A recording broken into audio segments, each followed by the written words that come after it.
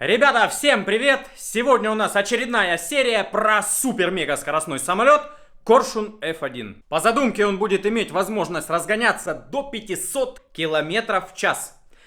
Но для начала нужно сделать его, а там посмотрим, до скольки разгонится. Итак, погнали! Произвел дегазацию эпоксидной смолы и уже собираюсь заливать ее в формы. Видите, как это безобразие выглядит.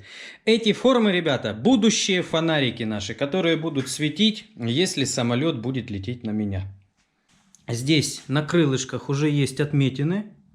Вот одна. Ну, а вот здесь вторая. После изготовления фонариков я более точно сделаю вырезы и вставлю их туда. Формы из себя представляют слепки из автомобильной шпаклевки по пластику. Наносил несколько слоев воска, потом приклеивал вот так, обмазывал, ну а потом, естественно, все легко снялось и сделал соответствующие формы. Формы расположены под углом, точно так же, как и будут здесь выпиливаться. Потому что крылышко имеет пусть минимальную, но стреловидность какую-никакую. Короче, скос оно имеет, не стреловидность, а сужается к концу. И в итоге фонарики должны получиться такие. Так, ну вроде бы все готово. Надеюсь, не будет пластилин протекать, потому что эпоксидка жидкая. Пока дегазировал, она немножечко разогрелась, ибо в вакууме некуда отводить тепло. Ну, вроде бы не успела вскипеть. Сейчас буду набирать в шприц и вводить вот туда. Светодиодики тоже сразу же залью, чтобы можно было их быстренько потом смонтировать. Надеюсь, пузыря не образуется никакого. Лишнее обточится. Вот. Одна есть, вторая пошла. Надо ждать застывания.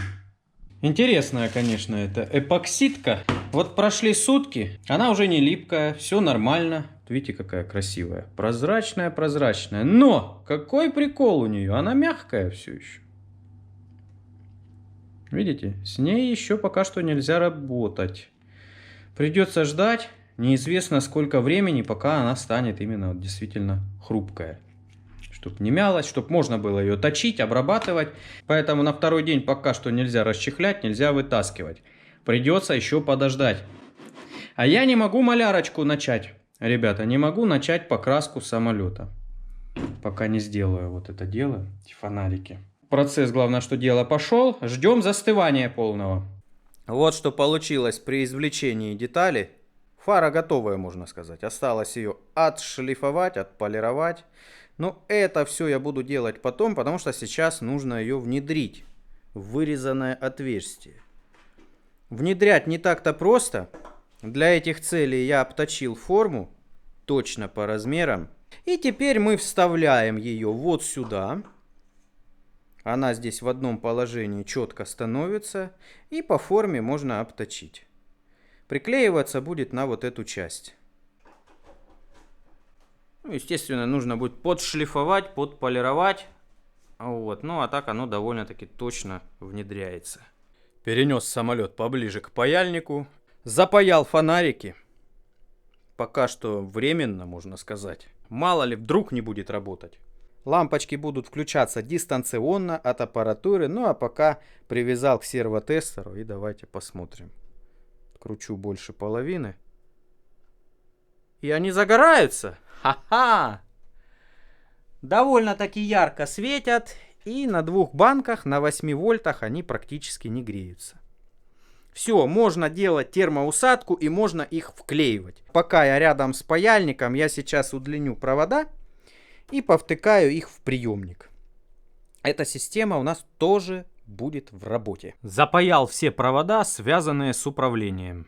Спереди это выглядит вот так. Теперь нужно заняться питаловым. Нужно запитать приемник с управлением. Нужно запитать двигатель. Вот они мозги. Далее свич, который управляет лампочками. И FPV-систему. Как раз таки здесь расположена напротив маленького воздухозаборника. Мега быстрыми темпами приступил к подготовке под покраску. Натираю проявочной сажей, чтобы лучше было видно незачищенные места и лучше видно было полосы. Все полосы нужно обязательно обработать, чтобы их не было. Сами понимаете, от этого вся красота зависит. Теперь беру 320-ю шкурочку и потихонечку зачищаю. Видите, как хорошо видно, где нужно чистить.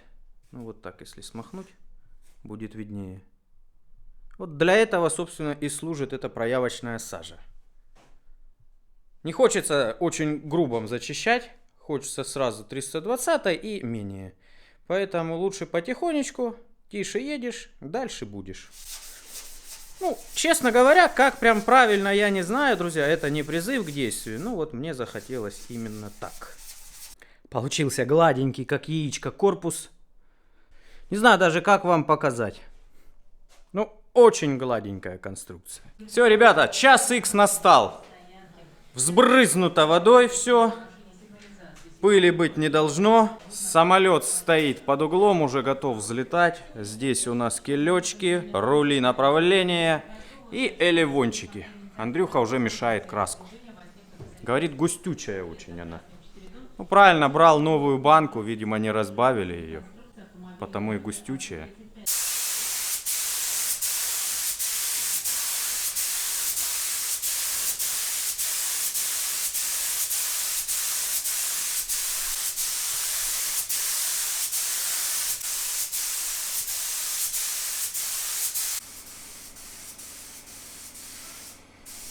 Ребята, даже видно, как блестки летят от краски. Прям на солнце они искрятся, просто чума. Клево, никогда такого не видел.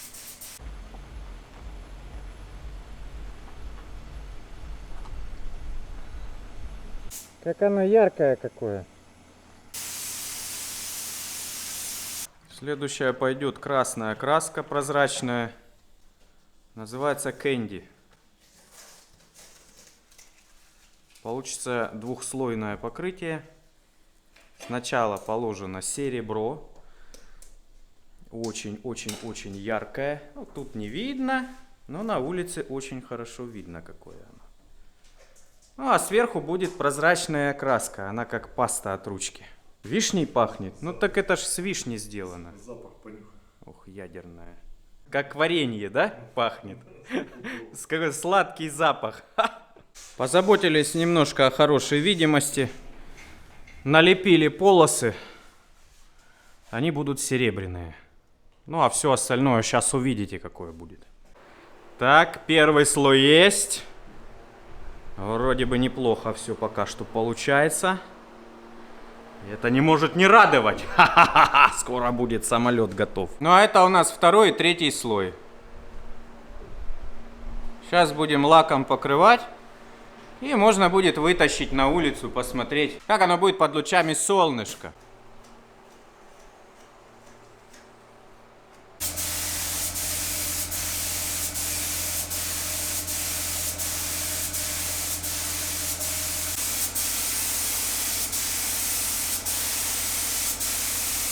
Вот что я хотел, то и получилось на самом деле. Лючок пришлось снять, потому что с кончиков, с бортиков начало затекать в щель. Пришлось снять из-за этого. Ну, все разровнялось, все нормально. Ай. Ну, вот такой колор получился. В полете, думаю, нормально будет переливаться.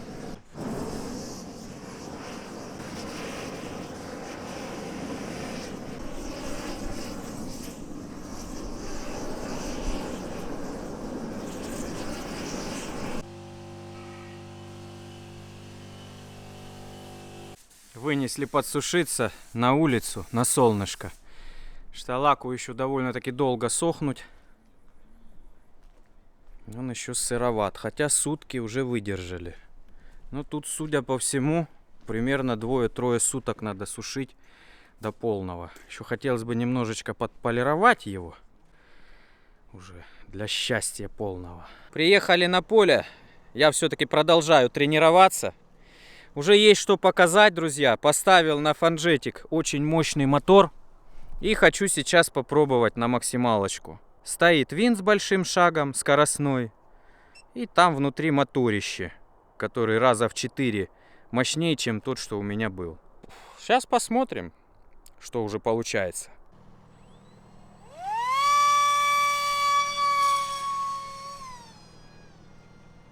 Сейчас пойду наверх резко, а потом вниз.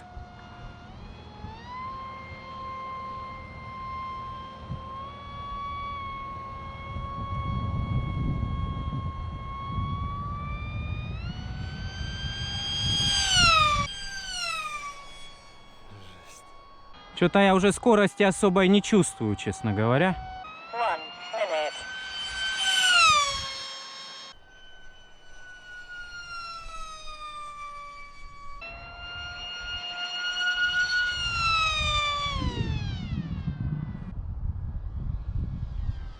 Twenty seconds.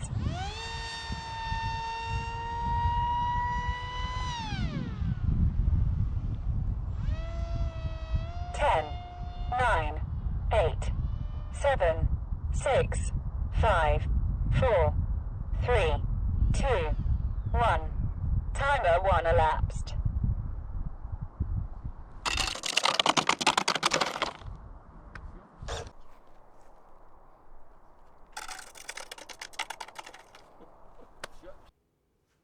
Ну вот что, в общем-то, получилось, ребята.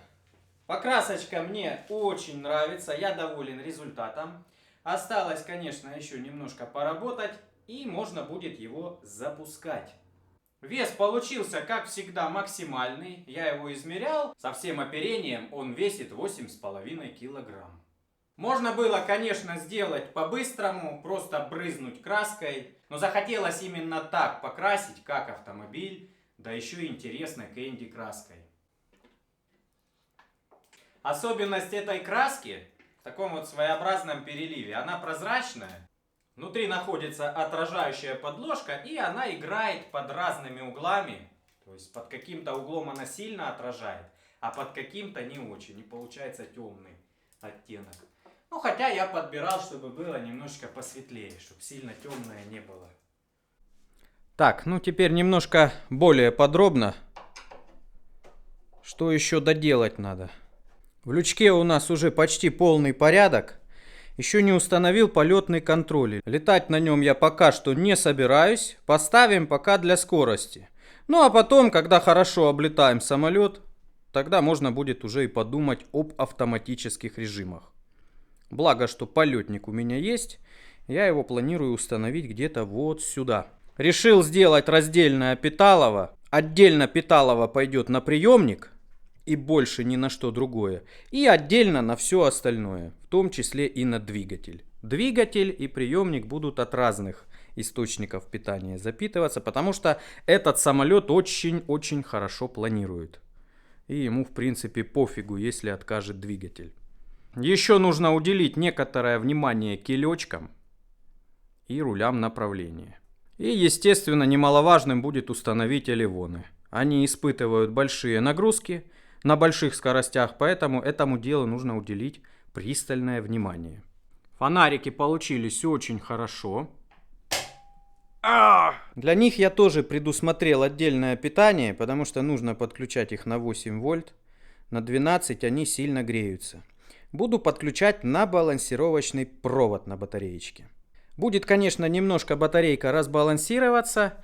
Ну, ничего страшного, при зарядке все будет обратно выравниваться, потому что они кушают не так уж-то и много, если на 8 вольтах. На 12 и много кушают, и я переживаю, что могут расплавиться просто-напросто там внутри пенопласт, вот, и выйти из строя светодиоды. А так как здесь уже очень качественно все замуровано, и, сами понимаете, переделывать не представляется возможным. Еще немного усовершенствовал настройку аппаратуры. Добавил воздушные тормоза. Теперь у нас не только элевончики работают. Вот так вверх-вниз, а так влево-вправо. А еще и рули направления и тормоза.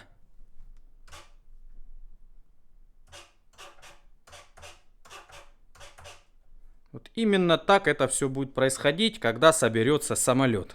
Ну а сейчас мы в первый раз попробуем запустить двигатель. Потому что все уже установлено, в том числе и сам движок. Для запуска нам понадобится канистра керосина, уже разведенного с маслом. Здесь 5% масла для лодочных моторов. Здесь у нас бутылочка с пропаном. Она нужна для первоначального пуска конкретно этого двигателя. Хотя бывают двигатели, которые сразу на керосине запускаются. Подсоединяем. Пропанчик нужен временно, потом мы его убираем. И самое главное, это вот эта штука. Потому что уже были случаи возгорания моих самолетов. Не хочется их повторять. Пошло наполнение расширительного бачка.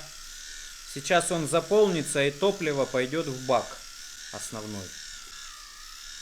Оп, все, пошло в основной бак. Заодно проверим герметичность всей системы. И заодно проверим в работе расходный бачок. Они иногда сжимаются, потому что тонкие стенки, надо их покрепче делать. Ну, в общем, посмотрим. Вроде нормально должно быть все, но мало ли. Подключаем питание. По идее, с запуском проблем быть не должно. Хотя использую новый насос на этом двигателе. Ну, посмотрим. Все. Мониторчик загрузился. Запуск производится с аппаратуры.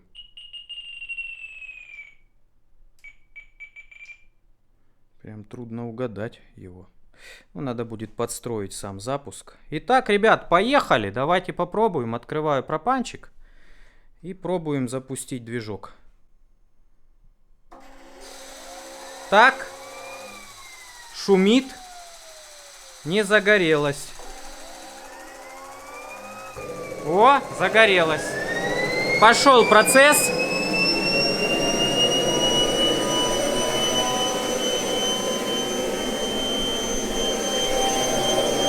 Не разгоняется. О! У-ху-ху! Так.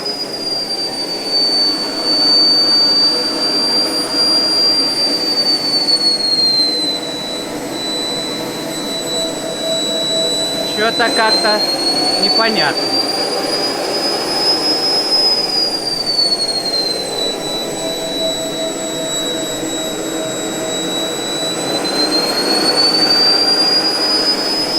Возможно, бульбочки в системе.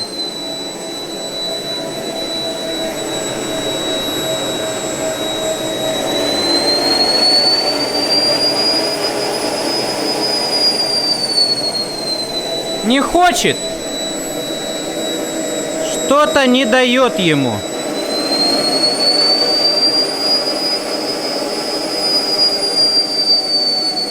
Насос слишком много подает, такое чувство. Так, ладно, надо глушить.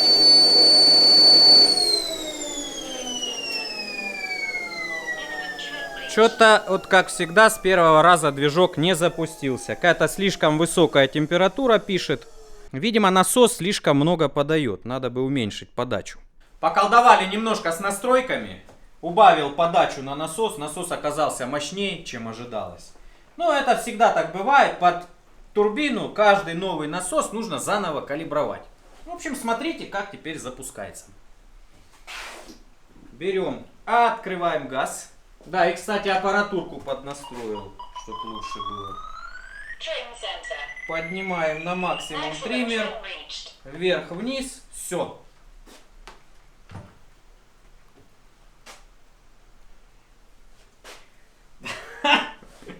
Не все, надо перезапуск сделать.